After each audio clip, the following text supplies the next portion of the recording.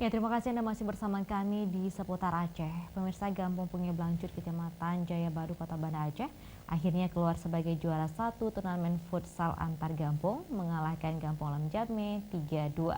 Kegiatan tersebut digelar dalam rangka memeriahkan HUT RI ke-74 tahun.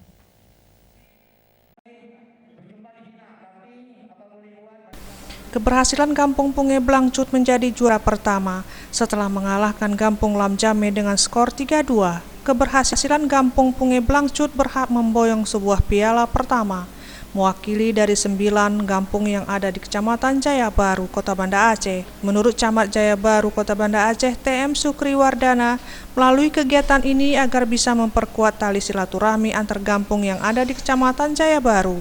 TM Sukri Wardana menambahkan dalam turnamen futsal ini, kalah dan menang itu sudah menjadi hal yang biasa. Sementara itu, untuk juara kedua diraih Kampung Lam Jammeh dan juara 3 dan 4 diraih Kampung Emperon dan Muspika Jaya Baru. Mustafa, Aceh TV.